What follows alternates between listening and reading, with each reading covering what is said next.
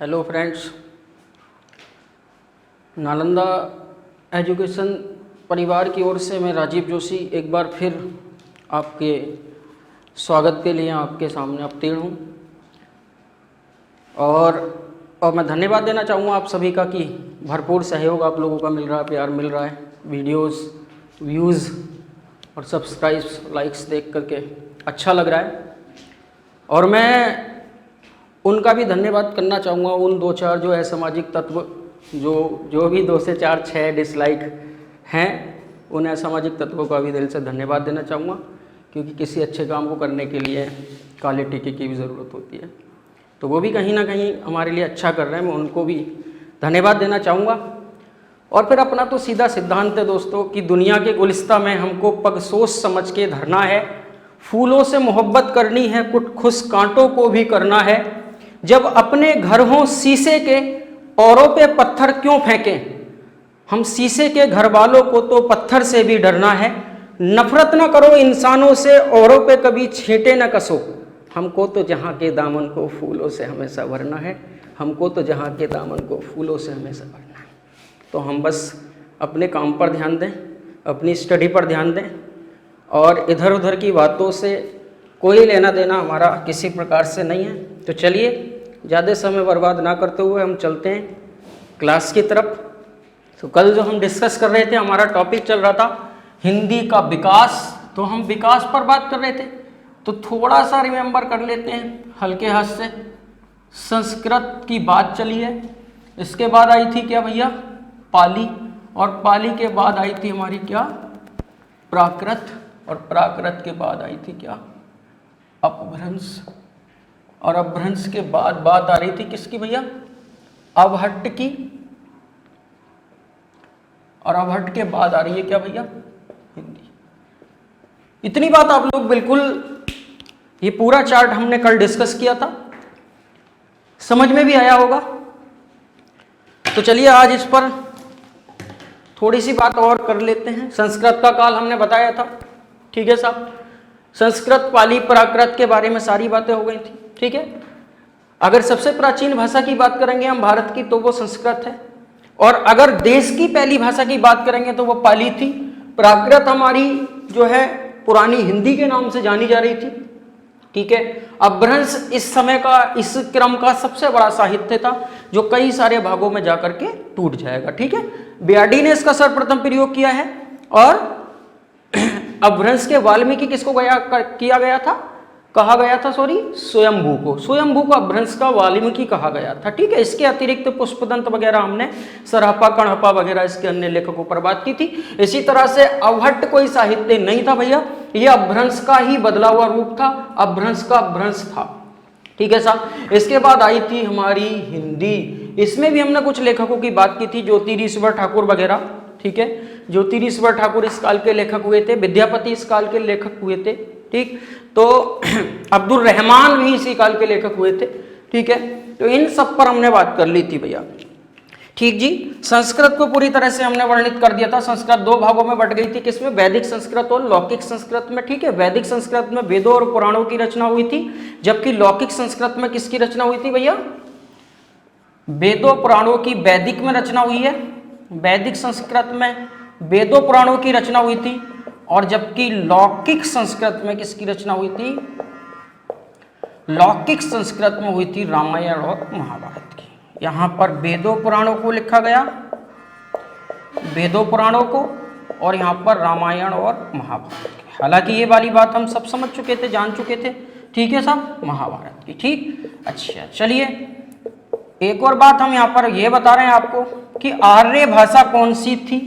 इसी भाषा को हम आर्य भाषा कह रहे थे, इसी भाषा को हम शुद्ध भाषा कह रहे थे, इसी भाषा को हम जननी कह रहे थे, भाषा जननी, और इसी भाषा को हम क्या कह रहे थे, इसी भाषा को हम आर्य भाषा के नाम से जान रहे थे, ठीक है साहब। देखिए एक बात मैं आपको बता दूं, यूनिवर्स में 4 प्रकार के पुरुषों का क्रम दिया जाता है, 4 प्रकार के पुरुष आते हैं। कौन कौन से पुरुष, आप्त पुरुष, आर्ष पुरुष, आर्य पुरुष और अनार्य पुरुष, ठीक है साहब। ये 8 पुरुष होते हैं गॉड, भगवान, गॉड, भगवान, ब्रह्मा, ब्रह्मा जी के मुख से उत्पन्न ब्रह्मा जी को आर्त पुरुष की भी संज्ञा दी जाती है। तो ये गॉड होते हैं, भगवान होते हैं। और आर्ष पुरुष जो होते हैं वो होते हैं कौन भैया? ऋषि मुनि। ये जो ऋषि मुनि होते थे वो आर्ष पुरुष होते थे, जबकि आर्य पुरुष कौन होते थे?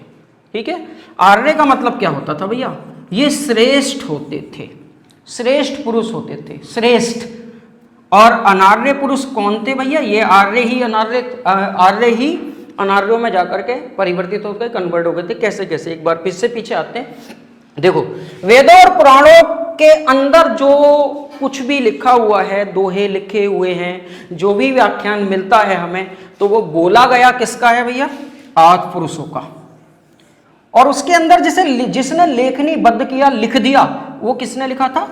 आर्षों, ऋषियों मुनियों ने। और इसको जिसने पढ़ने का काम किया वो क्या थे? आर्य। इसीलिए वो श्रेष्ठ कहलाए। और जिन्होंने अब अपना प्रोग्राम बदल दिया, जो अब नहीं पढ़ते, जो धर्मशास्त्र से हट चुके हैं, जो कि राक्षस प्रवृत्ति में आ चुके हैं, जो कि अपने धर्म का खंडन कर चुके हैं, जो कि माया मोह में पड़ चुके हैं, वो आर्य कहलाते हैं। इसका मतलब क्या है? हमने सुना तो बहुत था, पढ़ा होगा इतिहास में, आर्य कहाँ से आए, यहाँ से आए, वहाँ से आए, बहुत सारे रीजन बताए जाते हैं, लेकिन ये रीजन नहीं बताया जाता कि आर्य गए कहाँ। तो आर्य गए कहाँ? आर्य का मतलब श्रेष्ठ था। जब श्रेष्ठता खो दी तो हम अनार्य बन गए, तो हम ही अनार्य हैं। ठीक है, और हम ही आर्यों का रूप ले सकते हैं। यह आर्य अनार्य एक परिवर्तित श्रेणी है जो कि बदली जा सकती है अपने कर्मों के अनुसार। ठीक है साहब, ये कल की बात आ गई थी। इसी टॉपिक को हम यहाँ से आज एक बहुत ही महत्वपूर्ण टॉपिक स्टार्ट करने जा रहे हैं। एग्जाम की दृष्टि से बहुत ज़्यादा ज़बरदस्त टॉपिक है। सारा मैटर सेलेक्टेड ही मैं कराऊंगा, इसमें कोई भी इधर उधर ज़्यादा आउट चीज़ पढ़ाऊंगा भी नहीं, इसलिए आप नोट करते हुए चलेंगे। तो ठीक है भाई, यहाँ पर आते हैं हम, आज की बात स्टार्ट करते हैं। संस्कृत।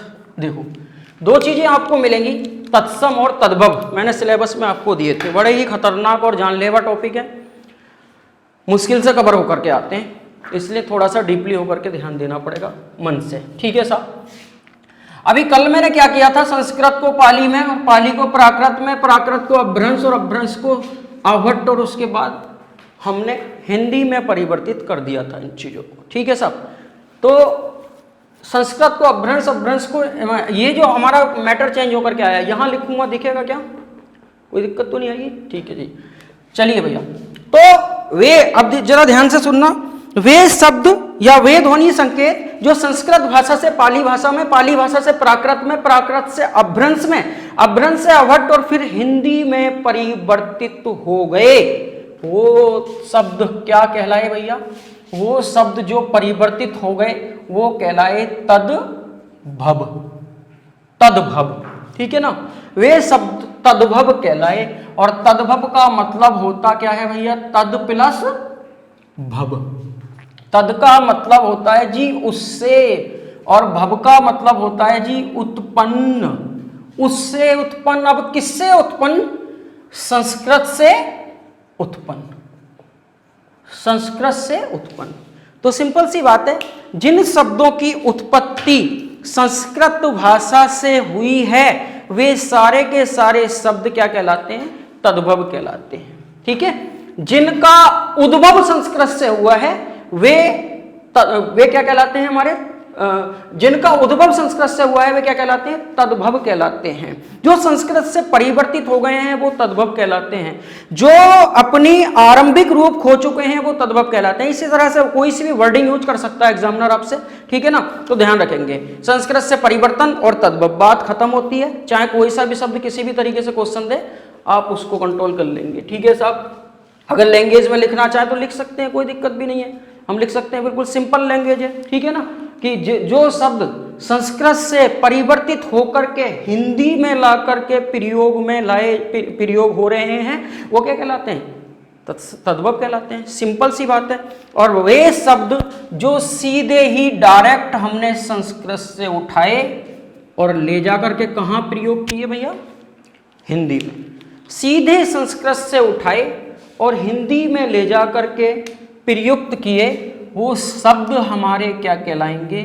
तत्सम कहलाएंगे। वो शब्द हमारे क्या कहलाएंगे? तत्सम कहलाएंगे। तत्सम मतलब क्या हो जाएगा, तत् प्लस सम, तत् प्लस सम। ठीक है साहब, तत् का मतलब होगा जी उसके, और सम से मतलब होगा यहां पर समान, उसके समान। जानते ही होंगे किसके समान, संस्कृत के समान, संस्कृत के समान। ठीक है साहब, तो जो शब्द संस्कृत के समान हैं वो तत्सम कहलाते हैं, और जिनका रूप संस्कृत से परिवर्तित हो चुका है वो क्या कहलाते हैं, तद्भव कहलाते हैं। यहां तक मैं समझता हूं कोई दिक्कत नहीं है। संस्कृत भाषा से ज्यों के त्यों ग्रहण करके हिंदी में बोले जाने वाले शब्द तत्सम कहलाते हैं। ठीक है, लैंग्वेज में अपनी कॉपी में करके लिख सकते हैं, कोई दिक्कत वाली बात नहीं है। अब एक बात मेरी बड़ी ध्यान रखना है आपसे थोड़ी सी, कि मैं कह रहा हूं कि तद्भव वो हैं जिन्हें हम बोलते हैं, जिन्हें कौन बोलेंगे भैया, हम, जिन्हें हम बोलते हैं वो तद्भव हैं, जिन्हें हम बोलते हैं वो तद्भव हैं। और इन्हें कौन बोलते हैं भैया, इन्हें ऋषि मुनि बोलते हैं, इन्हें ऋषि मुनि बोलते हैं, बोलते हैं नहीं बल्कि लिखो बोलते थे। अब के ऋषि मुनि जानते हो बड़ा खतरनाक पेट बैग है, इंग्लिश सब चल रही है अब तो है। तो जो जिन्हें ऋषि मुनि इस्तेमाल करते थे वो शुद्ध संस्कृत था। अब संस्कृत केवल और केवल, कहने का मतलब एक मूल भाषा बनकर के नहीं रह गई है।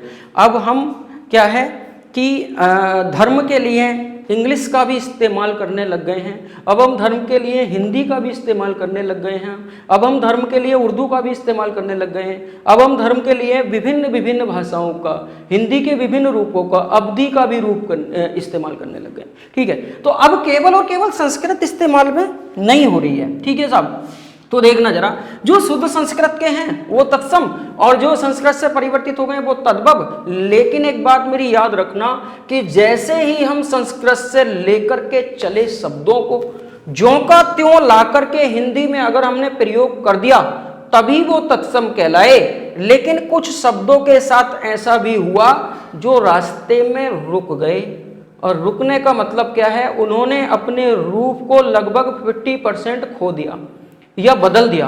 कहने का मतलब मैं मेरी सिंपल सी बात सुनो, संस्कृत से पाली, पाली से प्राकृत, अपभ्रंश, अवट और हिंदी बिल्कुल इज्जत के साथ चले परिवर्तित होते हुए, तब तो थे तद्भव। लेकिन अगर गैप मारा सीधे ही संस्कृत से हिंदी में पहुंचे और हिंदी पर जाकर भी अपना रूप और ज्यादा बदल दिया उन्होंने।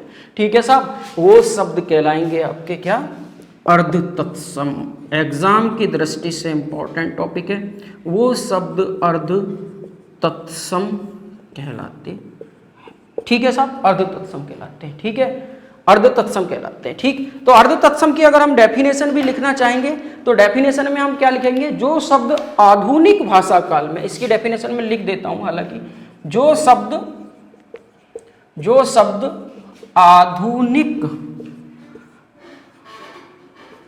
भाषा काल में, जो शब्द आधुनिक भाषा काल में सीधे संस्कृत से लिए गए हैं, सीधे संस्कृत से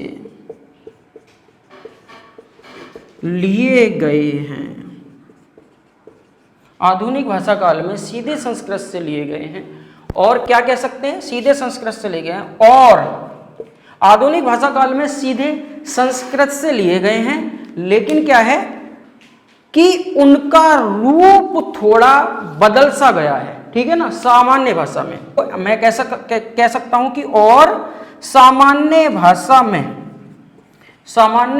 में प्रयुक्त होने पर उनका रूप थोड़ा बदल गया है। ठीक है साहब, एग्जाम्पलों पर गौर करेंगे जरा आप। देखो जी, अगर मैं आपसे ये कह दूं कि मैंने कहा आग, तो आग को मैं अग्नि बोलूं तो तत्सम था, लेकिन अग्नि ना होकर के इसका रूप बदल करके ये अगिन हो गया, तो ये अर्ध तत्सम बन गया। अगर मैं कह दूं आपसे कर्म, तो ये कर्म होता तो फिर ये क्या था, तत्सम था। लेकिन कर्म ना बन के इसका रूप बदल गया, ये हो गया भैया कम। ऐसे देखो धर्म था तो धर्म ना होकर के यार ये ऐसे लिख देता तो मैं तो ये तत्सम तद्भव हो जाता।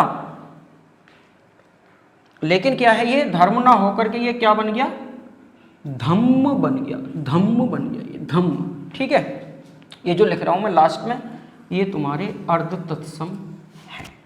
ठीक है, ये तद्भव की श्रेणी में आ ही रहे हैं, इतना जान ही रहे होंगे, समझ ही रहे होंगे। क्लियर भैया, यहां तक कोई दिक्कत समस्या किसी को होने वाली नहीं है। ठीक है ना। ऐसे देखो, अगर मैं कृष्ण कह दूं ना, कृष्ण तो तत्सम है, इसको मैं किशन कहता तो किशन कहने की जगह मैंने इसमें परिवर्तन कर दिया, किशुन कह दिया।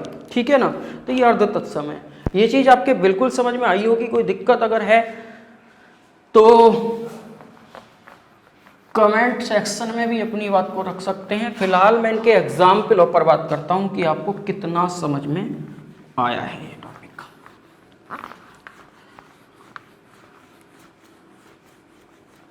जबरदस्त टॉपिक एकदम।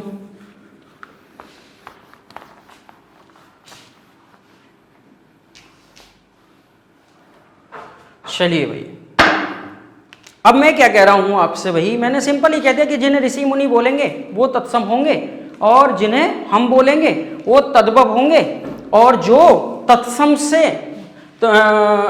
से तद्भव की श्रेणी में आते आते अपना रूप और परिवर्तित कर लेंगे, वो क्या होंगे भैया, अर्ध तत्सम होंगे। क्लियर। तो अब मैं क्या कहना चाह रहा हूं आपसे कि सिंपल में अगर मैं ये कहूं कि जैसे पहचानेंगे तत्सम तद्भव को, अगर मैं आपसे कहूं कि हम करकट बोलेंगे या केकड़ा, तो हमें पता चलेगा कि हम केकड़ा बोलेंगे, तो करकट तत्सम हो जाएगा और केकड़ा तद्भव हो जाएगा। तो हम करकट बोलेंगे या केकड़ा बोलेंगे। ठीक है, हम परपट बोलेंगे या पपड़ी बोलेंगे, हम परपटा बोलेंगे या पराठा बोलेंगे, हम पर्यंक बोलेंगे या पलंग बोलेंगे, हम कदली बोलेंगे या केला बोलेंगे, हम खरजूर बोलेंगे या खुजली बोलेंगे, खरजूर बोलेंगे या खजूर बोलेंगे, खरजू बोलेंगे या खुजली बोलेंगे। तो ये कुछ से हमें पता चल जाएगा कि भाई जिन्हें हम बोलेंगे वो तद्भव हैं, और जिन्हें हम नहीं बोलेंगे वो, जिन्हें ऋषि मुनि बोलेंगे वो तत्सम हैं। लेकिन मैंने पहले ही आपको बता दिया ये बड़ा जानलेवा टॉपिक है। इस तरीके से केवल और केवल हम 70 से 75% इस टॉपिक को कवर कर पाएंगे। ठीक है, बाकी सीखने के लिए हमें और थोड़ी सी मेहनत करनी पड़ेगी। तो हम इसके कुछ रूल आप लोगों को दिखवा रहे हैं, ध्यान से इनको नोट करते रहिएगा। ठीक है जी, पहला नियम आपका ये होगा, ये कुछ रूल हैं। देखो, अगर कहीं आपको क्षत्रिय वाला छा दिखाई देगा तो इस क्षत्रिय वाले छा, ये क्षत्रिय वाला छा हमेशा क्या होगा, तत्सम होगा, और इसे तद्भव में बदलने के लिए आप क्या बना देंगे, तद्भव में बदलने के लिए इसको खा बना देंगे। कभी कभी छा भी बनाना पड़ जाएगा अर्थ के अकॉर्डिंग। ठीक है ना, ये तत्सम होगा। इसे तद्भव में कन्वर्ट करने के लिए आप क्या बना देंगे, बना देंगे। ठीक है, चलिए एग्जाम्पलों से पता चलेगा कि हमें कितना। जैसे मैं कह रहा हूं कि मैंने लिख दिया अक्षर, अक्षर लिख दिया मैंने, अगर ठीक है ना, अगर मैंने लिख दिया शिक्षा, शिक्षा, अगर मैंने लिख दिया क्षेत्र, क्षेत्र, अगर मैंने लिख दिया मक्षिका, मक्षिका, अगर मैंने लिख दिया मृक्षण, मृक्षण। ठीक है, सभी जगहों पर छा दिखाई दे रहा है। ठीक है ना, तो देखना जरा, अक्षबाट ले लेते हैं, अक्षबाट,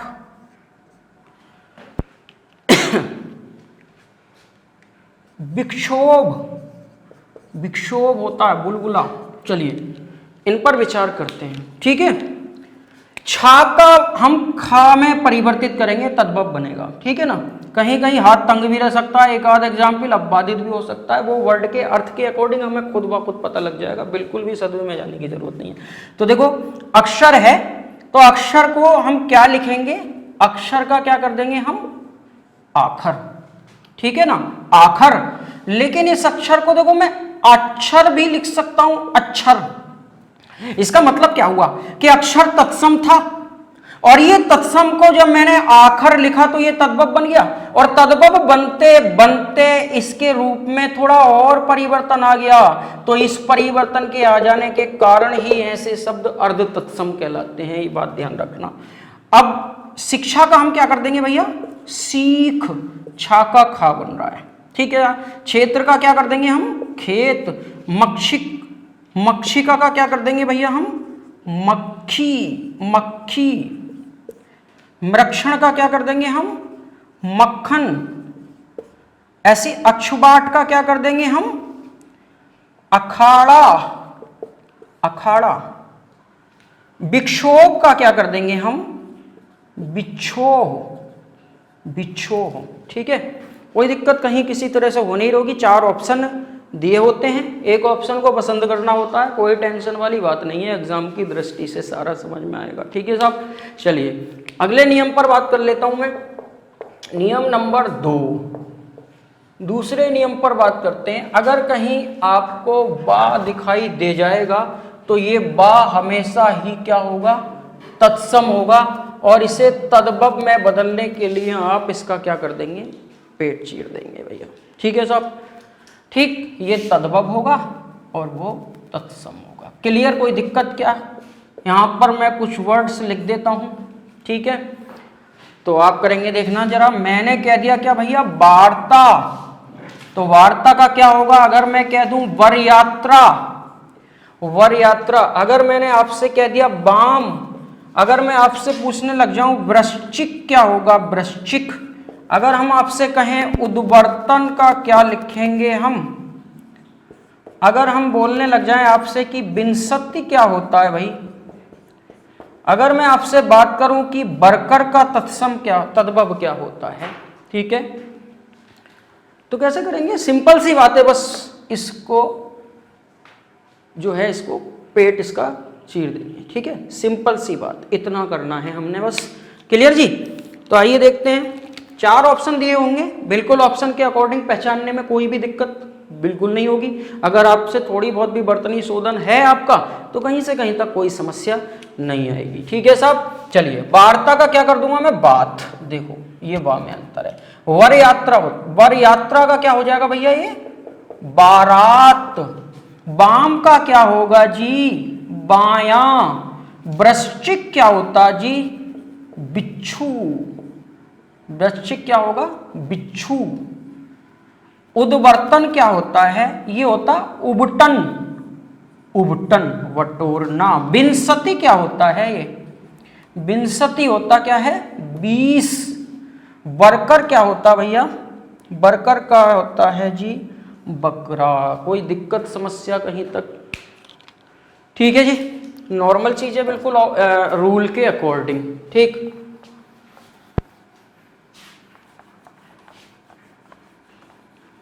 बहुत अच्छा टॉपिक है, जब तक हिंदी खत्म होगी रोज एहसास कराता रहूंगा मैं 5-5 वर्डों के साथ।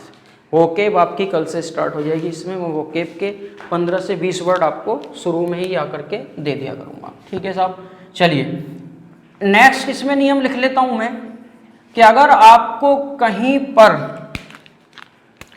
ये वाला शाह दिखाई दे जाए, या ये वाला शाह दिखाई दे जाए, या ये श्रा दिखाई दे जाए आपको, ठीक है जी, आपने क्या करना है, आंखें बंद करके तत्सम लगा देना है,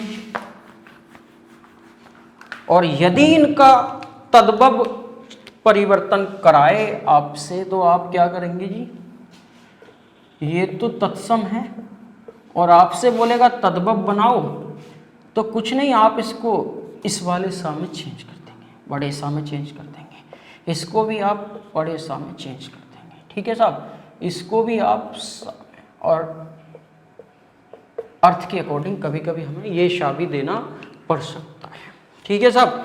चलिए 1-2 एग्जाम्पल इसके लिख लेते हैं उदाहरण के अनुसार, तीनों शा के, ठीक है, ये वाला सा आएगा तो इसमें चेंज कर देंगे, इसको भी इसमें चेंज कर देंगे, कहीं कहीं हमें ये शा देना पड़ सकता है एक आध शब्द के, इसमें चेंज कर देंगे। क्लियर भैया? चलिए इससे दो चार शब्द लिख लेते हैं। जैसे मैंने लिखा मनुष्य, मनुष्य। जैसे मैंने लिखा षष्ठ, षष्ठ। जैसे मैंने लिख लिया षोडश, षोडश 16। जैसे मैंने आपसे बोला श्रृंगार, जैसे मैंने आपसे बोल दिया गिरध, गिरध, गिरध। एक चीज और बढ़ा लेता हूं मैं यहां पर, यहीं आप लिख लेंगे री। जब भी कहीं री आएगा समझ लेना तत्सम होगा, स्वर है, कोई परिवर्तन नहीं होगा बस। ठीक है जी? गिरध, गिरध। जैसे मैंने आपसे बोला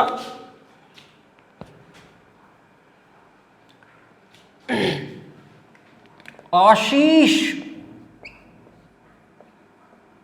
आशीष। जैसे आपसे बोल दिया हमने आदर्श, चलिए इतने लिख लेते हैं। ठीक है जी? अगर मैंने आपसे बोल दिया शब्द, शब्द, शब्द अगर मैंने आपसे बोल दिया तो क्या होगा? जैसे मैंने आपसे बोल दिया गिरध, गिरध।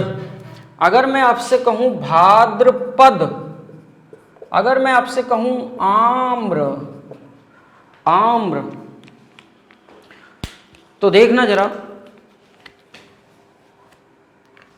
मनुष्य, मनुष्य में क्या दिखाई दे रहा है? षटकोण वाला श दिखाई दे रहा है। ठीक है ना?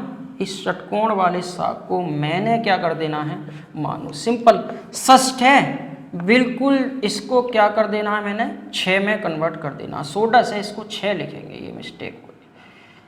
6 षोडश है, मैंने क्या कर देना? इसको 16। श्रृंगार है तो हम क्या लिख देंगे जी? सिंगार। गिरध है, गिरध, गिरध लिखेंगे, गिरध। गिरध है तो हम इसको लिख देंगे भैया गीध। मतलब ये री की मात्रा है, जो मैंने दिया है ना री, री वाले सब तत्सम होते हैं। गिरध को क्या कर दिया भैया? गी, गीध। आशीष को मैं लिख दूंगा आशीष, आशीष नहीं आशीष। आदर्श को मैं कहता हूं आरसी, दर्पण होता है, शीशा होता है। शब्द को मैं कह दूंगा भैया शब्द, शब्द। साखी शब्द रमे नहीं पड़ा होगा। गिरध में फिर से देखो री की मात्रा आ गई है, दोबारा लिख गया ये। चलिए भाद्रपद को मैं लिख दूंगा भैया भादो, और आम्र को मैं लिख दूंगा आम। ये देखो, ठीक है? आम्र को क्या लिख दिया हमने? आम लिख दिया। तो नेक्स्ट देखेंगे आप रूल नंबर 3। ठीक है? अगर आपको कहीं भी त्रा दिखाई दे जाए, अगर आपको कहीं भी ज्ञा दिखाई दे जाए, अगर आपको कहीं भी या दिखाई दे जाए, तो ये शब्द हमेशा कैसे रहेंगे भैया? तत्सम होंगे, तत्सम होंगे। और इनको तद्भव बनाने के लिए आपने क्या करना है? त्रा बनता है, आप जानते हैं, ता प्लस रह से, ये बनता है जा प्लस यहाँ से मिल करके ना। तो इसको आप त्रा बनाने के त्रा को तद्भव बनाने के लिए ता में कन्वर्ट कर देंगे, और ज्ञा को तद्भव बनाने के लिए जा में कन्वर्ट कर देंगे, और रा को तद्भव बनाने के लिए जा में कन्वर्ट कर देंगे। ठीक है साहब? चलिए बात करते हैं। आप कोई दिक्कत नहीं होगी। ये होगा आपका क्या? तद्भव। क्लियर साहब? वर्ड में लिख देता हूँ, शब्द यहाँ पर लिख देता हूँ। ये बहुत इंपॉर्टेंट टॉपिक है, ये बहुत अच्छा टॉपिक है एग्जाम की दृष्टि से। ठीक है? 2 से 3 क्वेश्चन मिल जाते हैं एग्जाम में। अभी जूनियर असिस्टेंट में आपने देख ही लिया होगा, मुझे बताने की ज़रूरत नहीं है कितने क्वेश्चन की संख्या थी यहाँ से। ठीक है साहब? चलिए यहाँ पर मैं कुछ शब्द आपको बोलता हूँ, आप यहाँ पर लिख के दिखाएंगे। जैसे मैंने एग्जाम्पल में लिखा भैया सूत्र, जैसे मैंने लिखा सूत्र, जैसे मैंने लिखा राजपुत्र, जैसे मैंने लिखा त्रयोदश, त्रयोदश। ठीक है ना? त्रयोदश, तरह से मैंने इतने सारे शब्द आप लोगों को लिख दिए, ठीक है ना। जैसे मैंने लिख दूं अज्ञान, अज्ञान, जैसे मैंने लिख दूं युग, जैसे मैंने लिख दिया युवा, युवा। मिक्स करते हैं कोई दिक्कत है ही नहीं, अगर मैं अलग अलग कर देता तो ज़्यादा रूल बन जाते, इससे कोई मतलब नहीं, फायदा नहीं है। हमें दिखाई दे रहा है त्रा का है, ये त्रा वाला है, ये त्रा वाला है, ये ज्ञा वाला है, ये या वाला है, ये या वाला है, ठीक है। इतना हमें दिखाई दे रहा है, ठीक है ना, इतना हम जानते हैं। अगर मैं कर दूं यजमान तो हमें पता चल रहा है भाई या वाला है ये, ठीक है ना, यजमान, ठीक है ना। अगर मैं यहाँ पर आपको कर दूं यौवन, यौवन, तो दिखाई दे रहा है ये या वाला परिवर्तन है, हमें या से परिवर्तित इसको करना है। चलिए काफी एग्जाम्पल हो गए, इनको बनाते हैं, ठीक है। चलिए साहब क्या होगा, अगर मैंने कह दिया सूत्र तो इसको तद्भव बनाने के लिए क्या कर दूंगा मैं, सूत्र। इधर तत्सम चलते हैं और इधर हम बना रहे हैं इनका क्या, तद्भव। राजपुत्र तो क्या हो जाएगा जी, राजपूत, ठीक है साहब। त्रयोदश है तो त्रयोदश का आप जानते ही हैं क्या हो जाता है, 13 हो जाता है, त्रा का ता में। अज्ञान है तो हम क्या कर देंगे, अजान कर देंगे इसका, अजान, ठीक है ना। लेकिन अगर आपने करा ना अज्ञान तो यहीं इसके रूप में परिवर्तन आ गया और ये बन गया अर्ध तत्सम, ठीक है ना। पिछले वाले एग्जाम्पल में मैंने इधर साइड में तत्सम नहीं लिखा था, तो ये आपको पता ही है मैं पढ़ा रहा हूँ, तो इधर वाले तद्भव, इधर वाले तत्सम, इधर तत्सम तद्भव चल रहे हैं। अच्छा युग आया तो आप कर देंगे इसका जुग, युवा आया तो आप कर देंगे इसका जुबा, यजमान है तो आपने लिख देंगे जजमान, यौवन है तो आप लिख देंगे जोबन, ठीक है साहब। यहां तक कोई दिक्कत, ठीक है ना। सामान्य भाषा में वो, अगर मैं श्रावण कहूं तो क्या होंगे, लिख देंगे श्रावण। कैसे बदल देंगे श्रावण को, श्रा को किस में चेंज कर देते थे, सा में, तो श्रावण का क्या हो जाएगा, सावन, ठीक है साहब। चलिए यहां तक की बात कंप्लीट हो जाती है बिल्कुल तरीके से, ठीक है ना। अभी भी कुछ शब्द ऐसे हैं जो अनुस्वार और विसर्ग की दृष्टि से गलत हो सकते हैं, ठीक है जी। तो मैं अभी एक रूल और आप लोगों को दे देता हूं कि जैसे अगर हमने बोला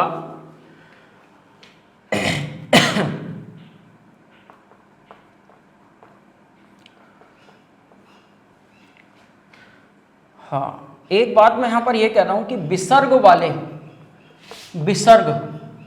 विसर्ग हमेशा तत्सम होगा, विसर्ग हमेशा तत्सम होगा, पहली बात, ठीक है साहब।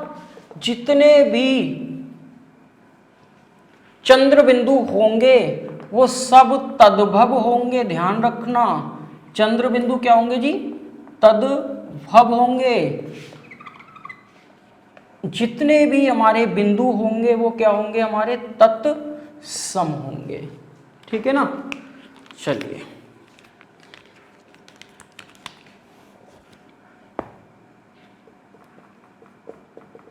एक चीज और ध्यान रखना, अगर अर्ध रा है ना, आधा रा, इसे कहेंगे आधा रा, कहीं टंगा है अगर, ठीक है साहब, तो ये भी क्या होते हैं, तत्सम होते हैं। ये बहुत छोटी छोटी बातें हैं, माइनर, ठीक है, तो इनको भी आप ध्यान रखेंगे, इन पर भी हम 2-4 एग्जाम्पल लिख लेंगे, ठीक है साहब। चलिए तो इनके कुछ एग्जाम्पल ले लेते हैं हम, उदाहरण ले लेते हैं हम, ठीक है, समझ में आ रहा होगा। विसर्ग वाला जो भी दिख जाएगा शब्द तत्सम होगा भैया, चंद्र बिंदु वाला तद्भव होगा हमेशा, और हमारा जो बिंदी वाला होगा खाली वो क्या होगा, हमारा तत्सम होगा, और ये तद्भव होगा, और विसर्ग हमेशा तत्सम होगा। इनके कुछ एग्जाम्पल आप लोगों को, जैसे अगर मैं कह दूं कर्पूर, ठीक है साहब, अगर हमने बोल दिया आपसे ज्येष्ठ, ज्येष्ठ तत्सम इधर लिख रहे हैं हम, और इधर इनके आपने तद्भव लिखने हैं, ठीक है। चलिए बात करते हैं कुछ, अगर मैंने लिख दिया गोधूम, गोधूम की बात करूं, अगर मैंने लिख दिया मुख, अगर मैंने लिख दिया नक्र, अगर मैंने लिख दिया, आपसे पूछा दर्शन क्या होता है, दर्शन का तत्व पूछा। अगर मैं आपसे कहूँ दंत या दंश, एक ही बात होती, मतलब दंश दांत पर वो डंक होता है, सही है साहब। अगर मैं आपसे पूछने लग जाऊं कि भाई ग्राम, अगर हम आपसे कहें व्याघ्र, अगर हम आपसे कहें शमश्रु, अगर हम आपसे कहें गोधूम, अगर हम इनके तद्भव लिखेंगे भैया, ठीक है। कर्पूर है, विसर्ग दिखाई दे रहा है और वैसे भी आधा रा दिखाई दे रहा है, ठीक है ना। टूट पड़ेंगे आंखें बंद करके, तद्भव इसका क्या हो जाएगा जी, कपूर। ज्येष्ठ तो क्या कर देंगे जी, जेठ। गोधूम को मैं कहूंगा गेहूं, ध्यान से देखो चांद मात्रा है इसलिए तद्भव है। मुख है तो मैं कहूंगा इसको मुंह, मुख का क्या हो जाएगा मुंह, तो देखो चांद मात्रा है इसलिए तद्भव है। नक्र का मैं कहूंगा नाक, चांद मात्रा है इसलिए तद्भव है। दर्शन को रा नीचे उतार के लिख दो इज्जत के साथ तो क्या हो जाएगा दर्शन, सा भी परिवर्तित हो गया और रा भी। दंत को मैंने लिखा भैया दांत, तो चांद मात्रा। ग्राम को मैं लिखा मैंने गांव। व्याघ्र को मैं बाघ कहूंगा। शमश्रु को मैंने कह दिया मूछ। कोई दिक्कत किसी को? स्पीड पर मत जाओ, केवल वर्डिंग लिख रहा हूँ, कोई ऐसा लेक्चर नहीं है कि अगर ऐसा लग रहा हो कि मैं तेज बोल रहा हूँ, क्योंकि शब्द ज़्यादा हैं और समय ज़्यादा लग जाएगा, इसलिए मैं केवल बोलता चला जा रहा हूँ तेज तेज तेज तेज। गोधूम को ये दोबारा हो गया आपका, ठीक है साहब, इतना आपका क्लियर हो गया होगा, समझ में आ गया होगा, ठीक है। अभी भी ये बात ध्यान रखना कि मैंने स्टार्टिंग में टॉपिक पढ़ाते हुए कहा था कि ये बहुत जानलेवा टॉपिक है, इसलिए अब भी इतना कवर करने के बाद आप मान के चलें कि आपने इसको अभी भी 95% तक कवर किया है। 5% अभी भी आप इसके शिकंजे से बाहर हैं और उसको कवर करने के लिए आपको अपनी वर्ड पावर को मजबूत करना होगा, आपको शब्दार्थों को तैयार करना होगा, आपको वोकेब पोर्शन को पढ़ना होगा। अगर आपका प्रोनाउंसिएशन अच्छा होगा, अगर आपकी वर्तनी अच्छी होगी, अगर आपके शब्दार्थ अच्छे होंगे, तभी इनके शब्दों का अर्थ लिख पाएंगे। ऐसा मैं इसलिए बोल रहा हूं आपसे कि कुछ शब्द ऐसे होते हैं जो केवल हमें याद ही करने होते हैं। जैसे मैं आपसे कहूं यज्ञोपवीत का तद्भव क्या होगा, यज्ञोपवीत का तद्भव क्या होगा, सारे नियम हैंग हो जाएंगे, क्योंकि यज्ञोपवीत का होता है जनेऊ। क्या करेंगे? तो 2-4 वर्ड ऐसे, बहुत बड़ी संख्या में नहीं, मैं रियलिटी बता रहा हूँ आपको कि 1-2-2-4 वर्ड ऐसे भी हमें मिल जाएंगे जिसकी वजह से हमारा जो है हमें अपनी वर्ड पावर को भी अच्छा करना होगा, ठीक है, तभी हमारा 100% चैप्टर होगा, ठीक है साहब। यहाँ पर ये टॉपिक हमारा पूरी तरह से फिनिश होता है और बहुत ज़बरदस्त टॉपिक था, ठीक है। अगले टॉपिक के साथ मैं बात करता हूँ आपसे, यहाँ से अब एक नए टॉपिक के साथ हम आते हैं, ठीक है साहब। ये पूरा टॉपिक क्लियर हुआ और आज मैं बात कर रहा हूँ अब कुछ भाषा से, भाषा, ठीक है। अभी हमारा भाषा का विकास चल रहा था, विकास तो मैं कर दिया, हो गया विकास तो भैया, और अब हम क्या कर रहे हैं, भाषा से रिलेटिव 2-4 कुछ छोटे मोटे तथ्यों पर विचार करते हैं और इसके बाद मैं सीधा ही ये जो रिलेशन लेकर के चल रहा हूँ, ये भी बड़ा ही ज़बरदस्त रिलेशन होगा, बहुत ही इंपॉर्टेंट रिलेशन होगा। एग्जाम में यहाँ से भी क्वेश्चन पुटअप होगा। यहाँ पर बोलियों को डिस्कस करेंगे, यहाँ पर भाषा को डिस्कस करेंगे, यहाँ पर उपभाषा को डिस्कस करेंगे और यहाँ पर अपभ्रंश का इनसे संबंध की बात करेंगे कि अपभ्रंश का बोलियों से क्या संबंध है, अपभ्रंश का भाषा से क्या संबंध है, अपभ्रंश का उपभाषा से क्या संबंध है, कौन सी उपभाषा कौन सी भाषा किस अपभ्रंश से जन्मी है और कौन सा अपभ्रंश किस अपभ्रंश से विकसित हुआ है, इस पर विस्तृत चर्चा करेंगे। यूपी पीसीएस वगैरह के एग्जाम में या पीसीएस वगैरह के एग्जाम में आपने बोलियों के क्षेत्र भी कभी कभी आ जाते हैं, लेकिन वनडे एग्जाम में कभी नहीं पूछता, लेकिन हम फिर भी क्षेत्रों को, जो इंपॉर्टेंट क्षेत्र हैं अपभ्रंश और बोलियों के, उनको डिस्कस करेंगे। फिलहाल जरा इधर आ जाएं, भाषा क्या है। तो भाषा की डेफिनेशन हम अपने अनुसार लिख सकते हैं, अपने अनुसार बोल सकते हैं, कह सकते हैं, हर व्यक्ति अपने अनुसार भाषा की डेफिनेशन दे सकता है, ठीक है। हम क्या कहें कि वे ध्वनि संकेत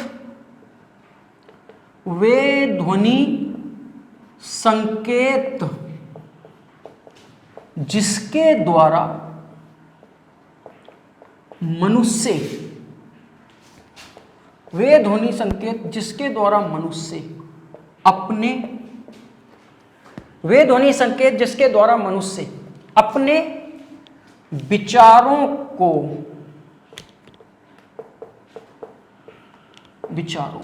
या भावों को, अपने विचारों या भावों को प्रकट करता है, प्रकट करता है, ठीक है, दूसरों तक पहुंचाता है, वही भाषा है। वे ध्वनि संकेत जिसके द्वारा मनुष्य अपने भावों या विचारों को प्रकट करता है या दूसरे तक पहुंचाता है, या फिर हम ये भी कह सकते हैं, अच्छा ऐसा वो कैसे करेगा? वे ध्वनि संकेत जिसके द्वारा मनुष्य अपने भावों विचारों को प्रकट करता है, वो कैसे करेगा? प्रकट कैसे करेगा? बोलकर, वही बोलकर प्रकट करेगा, ठीक है ना। तो हम ऐसे भी कह सकते हैं कि वे ध्वनि संकेत जिसके द्वारा मनुष्य अपने भावों और विचारों को बोलकर प्रकट करता है या दूसरे तक पहुंचाता है, क्या कहलाते हैं? क्या कहलाता है? भाषा कहलाता है, ठीक है ना।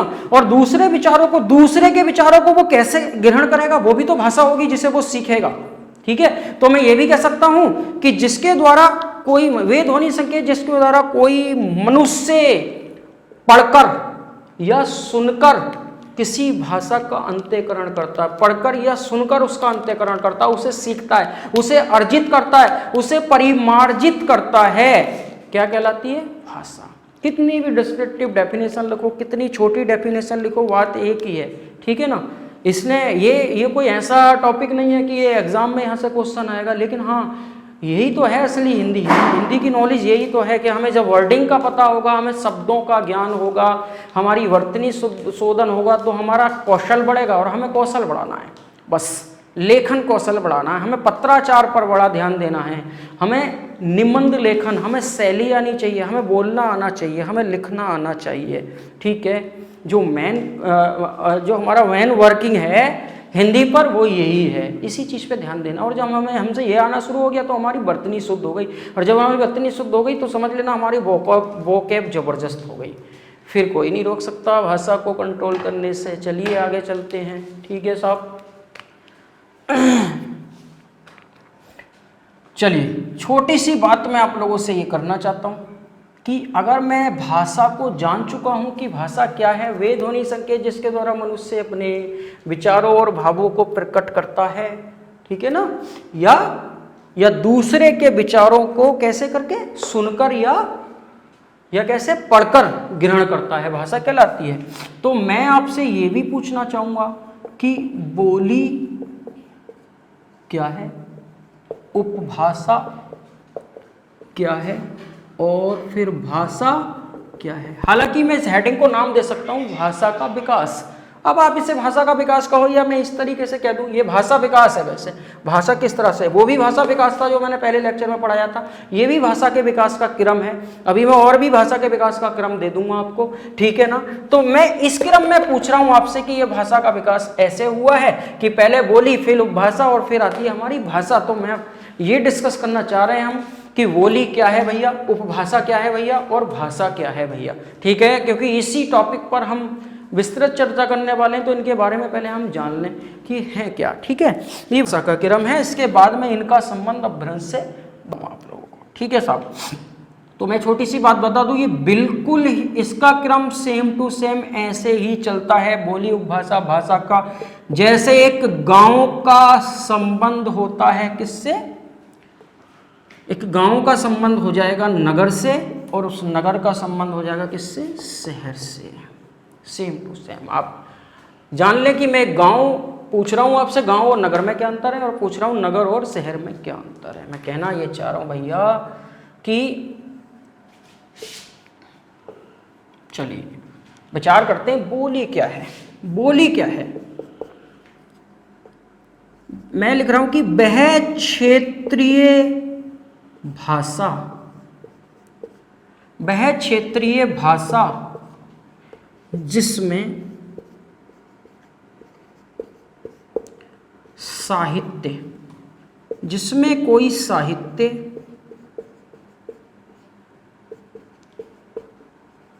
नहीं लिखा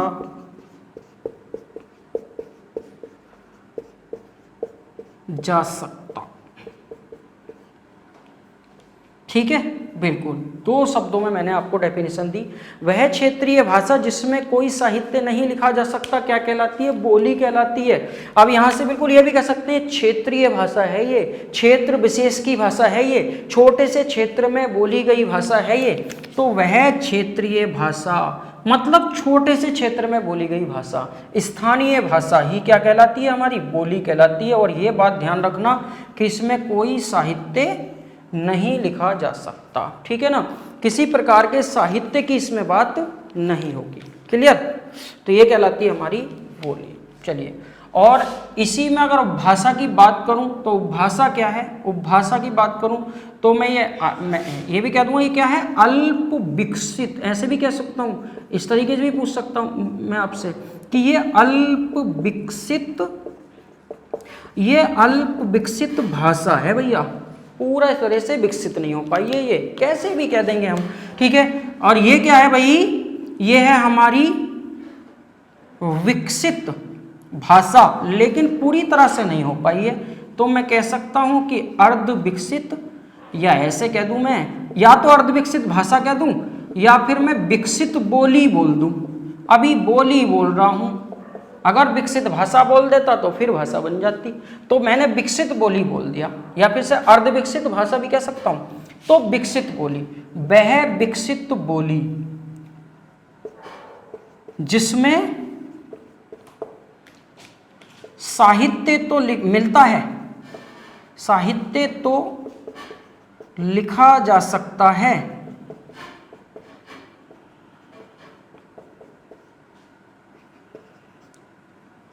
परंतु व्यापक नहीं।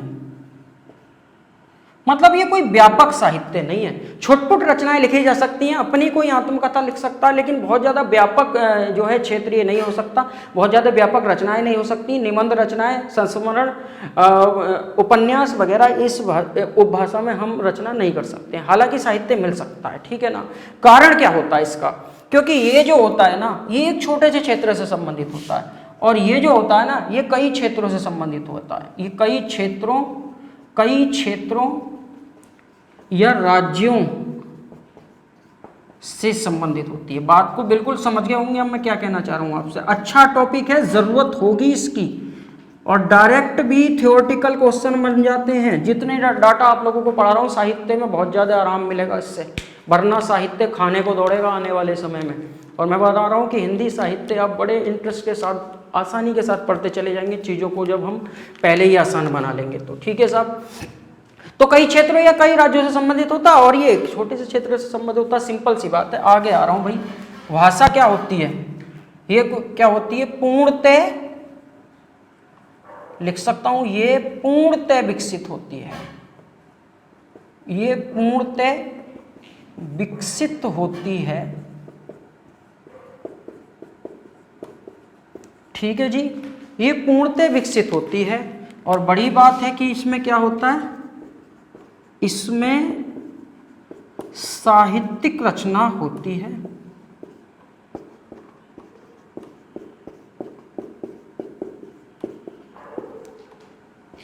ये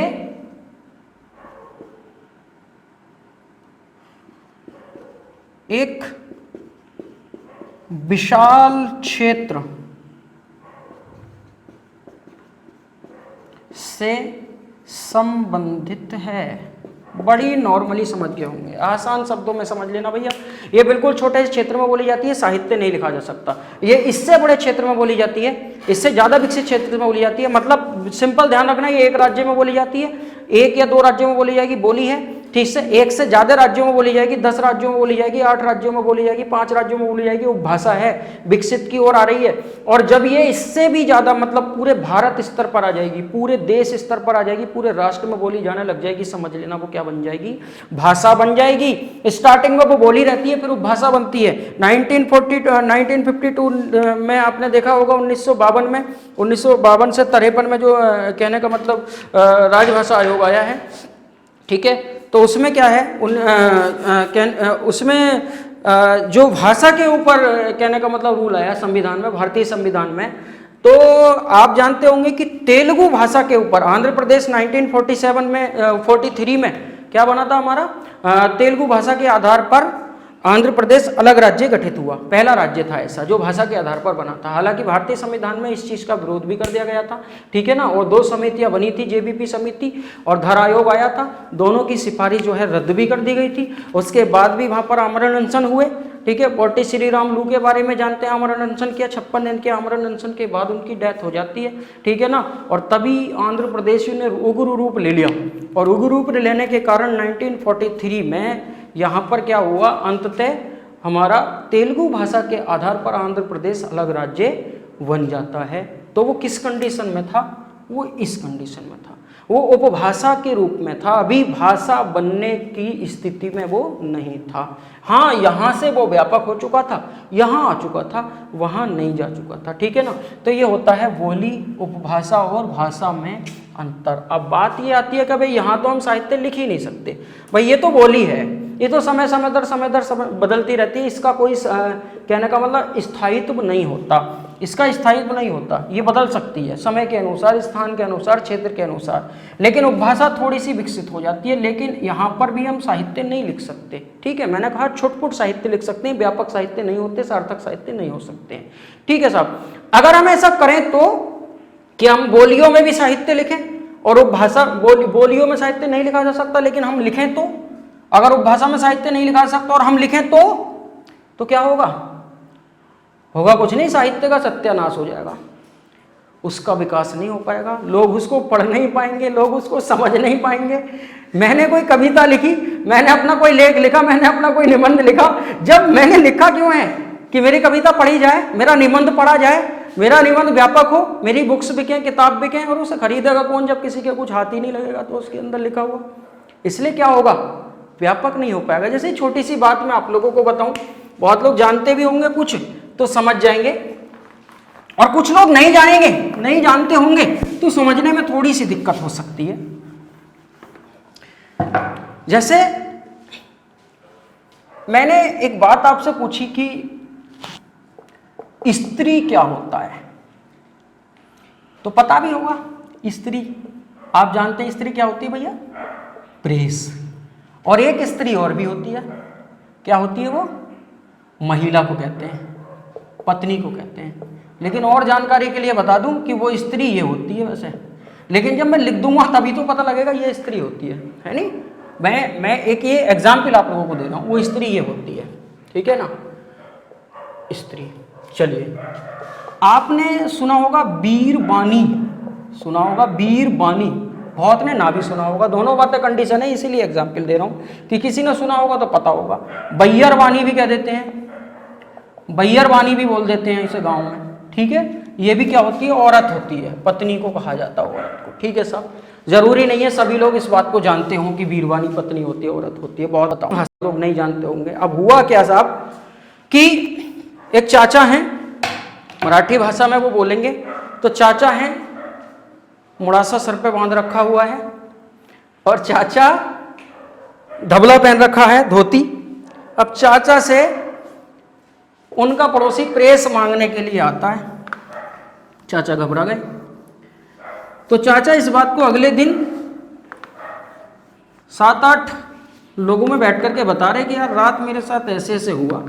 कि क्या हुआ भाई, तो चाचा कह रहे हैं कि मेरे पड़ोस का छोरिया मेरे ते आके बोलिया, चाचा जी अपनी स्त्री दे दो।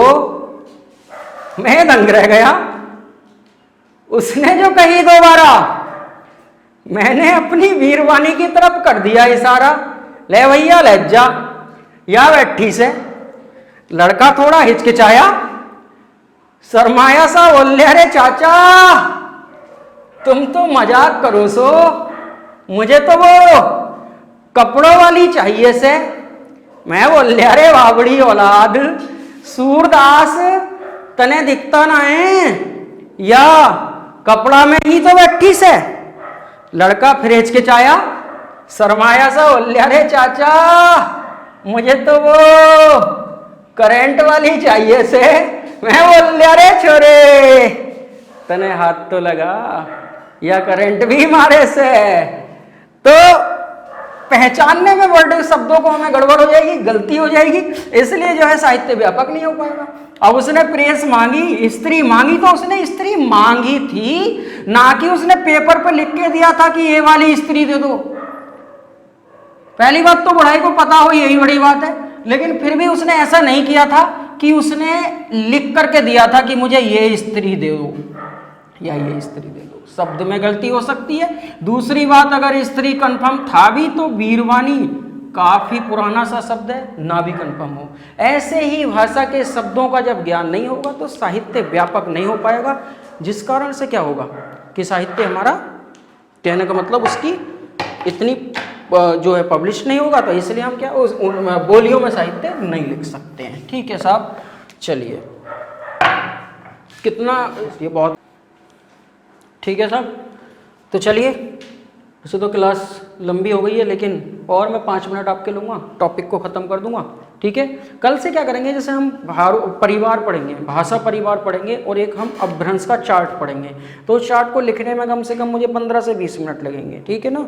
ऐसी और छोटी सी चीज़ें हैं जिसको समझाना ज़्यादा है और लिखना भी उसमें बहुत ज़्यादा थ्योरी है, तो उसको हम पहले ही बोर्ड पर लिख देंगे, जिससे कि आपका समय बच जाए और अच्छे से उसको समझा देंगे। ठीक है, वरना वो कल के ये 2 लेक्चर हमारे हो जाएंगे, और हम पहले लिख देंगे तो उसको एक ही लेक्चर में वो पूरा हो जाएगा, क्योंकि सिलेबस भी आप लोगों तक पहुंचाना है पूरी तरीके से। ठीक है साहब, तो चलिए थोड़ा समय और मुझे आप देंगे। हम भाषा आपसे भाषा पढ़ रहे थे, परिभाषा हमने दी। भाषा का अर्थ की अगर मैं बात करूं तो भाषा का भाई अर्थ क्या होगा, भाषा का अर्थ, क्योंकि ये किससे बना है, भाष धातु से। ठीक है ना, भाषा भाष धातु, भाष धातु से बना शब्द है। भाषा भाष धातु से बना शब्द है, जिसका अर्थ है, जिसका अर्थ है बोलना या बताना। कोई दिक्कत किसी को? ठीक है साहब, अर्थ है बोलना या बताना। ठीक है साहब, चलिए मैं आपसे पूछना चाह रहा हूं कि भाषा के भैया रूप कितने होंगे। मार्क करो, मैं इंक नहीं पड़ी आज भैया। चलिए, भाषा के रूप कितने होंगे, रूप कितने होंगे? इंक नहीं पड़ी है, मार्क करो मैं आज आपसे। भाषा के कितने रूप होते हैं? तो मैं कहूँगा कि भाषा के कितने रूप होते हैं भैया? 2 रूप होते हैं। कौन कौन से होते हैं? एक तो होता उच्चारित, उच्चारित, इसे हम मौखिक भी कह देते हैं, मौखिक भी कह देते हैं इसको, उच्चारित या मौखिक। और दूसरा होता है आपका लिखित रूप, लिखित रूप। ठीक है साहब, उच्चारित, मौखिक, लिखित। जानते हैं भाई ये कैसा रूप होगा? ये हमारा परंपरागत होगा। ठीक है साहब, चलिए परंपरागत नहीं लिखता मैं इसको, उच्चारित, इससे ज़्यादा वर्ड, अच्छा वर्ड लिख देता हूँ कि ये प्रधान रूप होगा। ठीक है ना, प्रधान रूप होगा। और ये जो लिखित रूप होगा ना, ये गौड़ रूप होगा। गौड़, गौड़ का मतलब होता है अप्रधान, ये होता है प्रधान। भाई जब तक आप उच्चारित ही ना करेंगे तो वो भाषा, जब तक आप, कहने का मतलब ध्वनि अपने मुंह से ना निकालेंगे तो भाषा कैसे आ जाएगी? पहले उच्चारित करेंगे, उसके बाद उसको लिखेंगे, पहले अपने मन में लाएंगे, उसके बाद में उसको लिखेंगे। तो प्रधान रूप ये, और वो आपका अप्रधान होता है, गौड़ होता है। ठीक है साहब, और देखना जरा, आप जानते हैं कि जो मौखिक है, एक बार मुंह से बोल दिया तो बदला भी जा सकता है, तुरंत बदल देते हैं, बल्कि 1 सेकंड में। ठीक है ना, पूछा जाए क्या कहा भाई तूने, तो अगली लाइन में बिल्कुल बोले ऐसे नहीं कहा। ठीक है साहब, तो ये वाला बदला रह सकता है, तो इसलिए मैं इसको कह सकता हूं अस्थाई, अस्थाई रूप। इस, और ये कैसा हो जाएगा भैया? स्थाई रूप। कोई दिक्कत किसी को? ठीक है ना, अस्थाई रूप, और ये हो जाएगा हमारा स्थाई रूप। ठीक है, चलिए इसकी आधारभूत इकाई, जैसे मैंने अभी कहा कि बोलोगे उसके बाद लिखोगे, इसलिए आधारभूत इकाई क्या होगी? इसकी आधारभूत इकाई, इसकी आधारभूत इकाई, इसकी आधारभूत इकाई क्या होगी भैया? ध्वनि। इसकी आधारभूत इकाई ध्वनि है, और इसकी आधारभूत इकाई, इसकी आधारभूत इकाई क्या है भाई, इसकी आधारभूत इकाई क्या है भैया, वर्ण है, क्योंकि ये लिखा जाएगा और ये बोला जाएगा। कोई दिक्कत किसी को, नॉर्मली समझ में आ रहा होगा, जनरल बातें चल रही हैं, ये तो प्रैक्टिकली चल रहा है अभी, ठीक है साहब। ऐसा कुछ नहीं है इसके अंदर जो आपको समझ में ना आए। चैप्टर ख़त्म हो जाएगा जब ये परसों 2 लेक्चर के बाद, तो मैं टेस्ट बनाऊंगा, उस टेस्ट को लिया जाएगा आपसे ईमानदारी के साथ।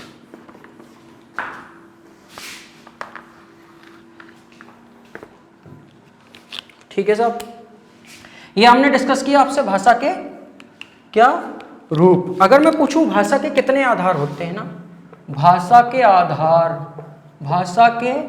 आधार कितने होते हैं, एक चीज बता दूं मैं, टेट सीटेट वालों के लिए बेहद इंपॉर्टेंट चीजें चल रही हैं ये, ठीक है ना, यूज होगा उनके लिए, ठीक है। हिंदी में ये इन चीज़ों का, ये बेसिक कंसेप्ट होते हैं उनके लिए और आसानी होगी, ठीक है साहब। भाषा के आधार कितने होते हैं जी, तो आप क्या कहेंगे, भाषा के 2 आधार होते हैं। कौन कौन से 2 आधार होते हैं भाषा के? भाषा के 2 आधार होते हैं, एक तो होता है वक्ता के लिए, जिसे हम कहते हैं मानसिक आधार, और एक होता है भाई भौतिक आधार। ठीक है बेटा, इसको हम मानसिक आधार को कहते हैं क्या, आउटर स्पीच। आउट करता है यहाँ पर वक्ता अपने अंदर से इसको, और ये होता है इनर स्पीच, इसको एक्सेप्ट करता है वक्ता, ठीक है ना। ये इनर स्पीच होता है क्योंकि इसको एक्सेप्ट करता है, ठीक है ना।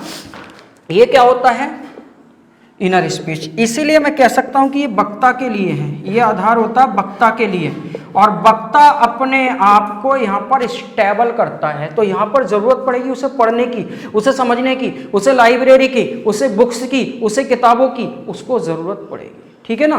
तो ये मानसिक आधार है, और साथ ही साथ फिर मैं ये भी कह सकता हूं कि ये परंपरागत आधार है।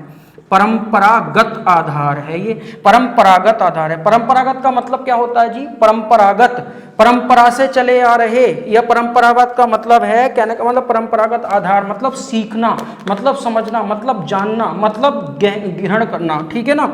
अब देखो वहां पर भी अर्थ लगभग ये निकल करके आएगा। तो मैं कह रहा हूं ये परंपरागत है, तो फिर ये क्या हो जाएगा, ये आधार हो जाएगा श्रोता के लिए, सुनने के लिए, श्रोता के लिए ये आधार हो जाएगा, श्रोता के लिए, सुनने के लिए। जब श्रोता सुनता है, स्टूडेंट से मैं पढ़ा रहा हूँ, आप सुन रहे हैं, तो आप इस समय भौतिक आधार, भाषा का भौतिक आधार इस्तेमाल कर रहे हैं, और आप श्रोता हैं, आप इनर कर रहे हैं इस स्पीच को जो मैं आपको बोल रहा हूँ, ठीक है ना। तो ये परंपरागत आधार है, ठीक है।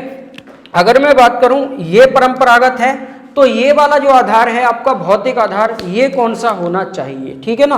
ये तो परंपरागत कर रहा हूं मैं आपको, ठीक है ना। परंपरागत स्रोतों के बारे में सुना होगा, परंपरागत स्रोत क्या होते हैं, जो प्रकृति से हमें मिलते हैं। इसीलिए मैं आपके लिए परंपरागत हो गया, मैं आपका परंपरागत आधार हूं, और आप कौन सा आधार हैं, आप अर्जित कर रहे हैं। मेरे द्वारा बोली गई भाषा को, मेरे द्वारा बोले गए शब्दों को आप सीख रहे हैं, आप अर्जित कर रहे हैं। आपको अपने आप को स्टेबल करने की जरूरत नहीं है, आपको अपने आप को किसी लाइब्रेरी की जरूरत नहीं है। आप इस समय क्लास पढ़ रहे हैं, आप सीख रहे हैं। जैसा मैं पढ़ाऊंगा, मैं गलत पढ़ाऊंगा, आप गलत पढ़ रहे हैं, मैं सही पढ़ाऊंगा, आप सही पढ़ रहे हैं, मैं बहुत अच्छा पढ़ा रहा हूँ, आप बहुत अच्छा पढ़ रहे हैं, मैं थोड़ा अच्छा पढ़ा रहा हूँ, आप थोड़ा अच्छा पढ़ा रहे हैं। अभी कम से कम 40 मिनट तक तो अगर आप पढ़ रहे हैं क्लास को, तो वैसा पढ़ रहे हैं जैसा मैं पढ़ा रहा हूँ, ठीक है ना। उसके बाद अलग से अगर क्लास के बाद अगर उसको चेक करने लग जाएं, और ज़्यादा ज्ञान अर्जन करने लग जाएं, और ज़्यादा कुछ करने लग जाएं, तो वो आप अपना आधार बदल चुके होंगे। फिलहाल अभी इस आधार में हैं आप, तो आप अर्जित कर रहे हैं, ठीक है साहब। तो ये अर्जन हो गया, ठीक है ना, अर्जन की चीज़ हो गई है, ठीक है ना। ये चिंतन मनन की शक्ति है, यहाँ पर चिंतन करना पड़ता है, मनन करना। पहले चिंतन करेंगे हम, पहले अपने मानस पटल पर लाएंगे शब्दों को, उसके बाद उसको आउट करेंगे, शब्दों को बोलेंगे, शब्दों को। तो ये चिंतन मनन की वस्तु है भैया, ठीक है ना। ये चिंतन मनन की शक्ति होती है, इसको मैं चिंतन मनन की शक्ति कह देता हूँ। चिंतन करने की शक्ति है, चिंतन मनन की शक्ति है, और ये अभिव्यक्ति की शक्ति है। यहाँ पर कुछ भी चिंतन नहीं करना आपको, मनन नहीं करना, यहाँ तो सीख कर अभिव्यक्त कर देना है आपको, ठीक है ना। ये चीज हो गई, ठीक है साहब। तो ये अर्जन हो गया, और ये व्ययन भी कह सकता हूँ इसको, जैसे परंपरागत लिखा है, तो जैसे ये अर्जित माध्यम है, ये अर्जित माध्यम है, ये व्ययन का माध्यम हो गया, ठीक है। व्यय करना, खर्च करना, देना, मैं समझता हूँ समझ गए होंगे चीज़ों का मतलब क्या होता है। कुछ वर्डिंग कराऊंगा मैं स्टार्टिंग की क्लासों में, कल के लेक्चर में भी कुछ वर्डिंग, शब्दों पे ज़्यादा ध्यान दूंगा मैं, ठीक है ना, शब्दों पर ज़्यादा ध्यान देंगे। भाषाएं हैं, कितने कितने विभिन्न प्रकार की भाषाएं। यूपी SSS में क्वेश्चन पूछ ले, हिंदी किस रूप में पाई जाती है, हिंदी किस प्रकार की भाषा है, उसमें ऑप्शन आ रहे हैं कि क्या हिंदी श्लिष्ट योगात्मक भाषा है, क्या हिंदी परिमार्जित भाषा है, क्या हिंदी परिनिष्ठित भाषा है। तो अब पता ही नहीं परिनिष्ठित क्या होता है, परिमार्जित क्या होता है, श्लिष्ट योगात्मक क्या होता है, तकनीकी क्या होता है। तो इन चीज़ों को, इन शब्दों को जब गहराई से समझेंगे तो इनके साथ साथ और भी सारे क्वेश्चन, हम आधार तैयार करेंगे ना कि नंबर ऑफ क्वेश्चन तैयार करेंगे। हम रीजन खत्म करेंगे ना कि सब्जेक्ट पढ़ेंगे, ठीक है साहब। तो ये आधार थे। अगर मैं आपसे बात करूं कि भाषा के अंग कितने हैं भाई, भाषा के अंग या भाषा के भाग या अवयव क्या हैं, कितने हैं, तो हल्के हाथ से तो देखो 3 ही होते हैं। जैसे मैं कह दूं ध्वनि या वर्ण, दूसरा होता है शब्द या अर्थ, तीसरा होता है वाक्य। ये 3 आधारों से मिलकर के भाषा बनती है साहब, ठीक है साहब। जानते होंगे कि ये भाषा की सबसे छोटी इकाई है, भाषा की सबसे छोटी इकाई है, भाषा की सबसे छोटी इकाई है, ठीक है ना। और ये भाषा की कैसी इकाई हो जाएगी, है जी, लिख दो चलो, शुद्धतम इकाई है, इतना तो लिख ही सकते हैं, शुद्ध शुद्ध 2 बार, ये शुद्धतम इकाई है, सार्थ। और ये भाषा की सबसे बड़ी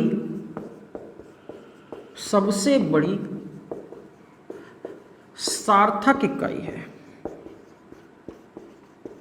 सही है साहब, सबसे बड़ी सार्थक इकाई है। ये अंग हैं, हालांकि मैं अंगों को आपको इस रूप में भी पढ़ाऊंगा, ऐसे भी पढ़ाऊंगा। देखिए जल्दी थोड़ा सा, मैं क्लास का टाइम हो रहा है तो मैं 1 मिनट और, बस 1 मिनट तो होगा ना, 1 मिनट ले लेते हैं। इसको हम ऐसे भी कर सकते हैं भैया। मैं पहले आपको ध्वनि बताऊंगा, रियलिटी में ध्वनि सबसे छोटी इकाई है भैया, और ध्वनि के बाद हम वर्ण पर आएंगे, और वर्ण के बाद में अक्षर पर जाऊंगा, और अक्षर के बाद में पद पर जाऊंगा, और पद के बाद में शब्द को डिफाइन करूंगा, और फिर मैं जाऊंगा भैया पदबंध पर। पद के बाद किस पर, पदबंध की बात करूंगा, फिर मैं उपवाक्य की बात करूंगा आपसे, फिर मैं वाक्य की बात करूंगा आपसे, और वाक्य के बाद मैं भाषा की बात करूंगा आपसे, और भाषा में ही लिखा जाएगा क्या, साहित्य। ये भी भाषा के अंग हैं। अपने तरीके के अनुसार मैंने इसको पूरा तोड़ दिया। इस चार्ट पर थोड़ा सा विचार करेंगे। ये चार्ट ऐसा है जो पूरी हिंदी को हिला देगा और पूरे सिलेबस का एहसास कराएगा आपको, ठीक है। हम स्टार्ट 0 से स्टार्ट होंगे और बिल्कुल अंत तक जाएंगे। क्रम भी यही रहेगा पढ़ाने का हमारा, ठीक है। पहले हम यहाँ बात कर रहे हैं और सबसे लास्ट क्लास में हम साहित्य डिस्कस कर रहे होंगे और हिंदी खत्म हो जाएगी, ठीक है। तो अगर आप लोगों को समझ में आ रहा है, बस रिवीजन हल्के हाथ से करते रहें। पहला चैप्टर मैं कल से परसों को इसको समाप्त कर दूंगा, ठीक है। फिर इतने ज़्यादा डीपली चैप्टर नहीं आएंगे जितनी ज़रूरी एग्जाम्स में, प्रीवियस एग्जाम के आधारों पर या सभी जो है परीक्षाओं को आधार बना करके ही मैं आपको क्लास करा रहा हूँ, ठीक है। जो इम्पोर्टेंट चीज़ है वो ही, इससे ज़्यादा बाहर बच करके मेरा मानना है कि नहीं आएगा। आप विश्वास करके इसी पर जो है काम कर सकते हैं और एक अच्छा नोट्स आप बना सकते हैं। और इसी के साथ अगर आपको समझ में आ रहा है तो मैं कहना चाहूँगा कि लाइक और सब्सक्राइब इसको करते रहें, ज़्यादा से ज़्यादा शेयर करें ताकि हमारा मनोबल बढ़े और मैं और ज़्यादा मेहनत के साथ अच्छी से अच्छी वीडियो आपके सामने लाता हूँ। धन्यवाद।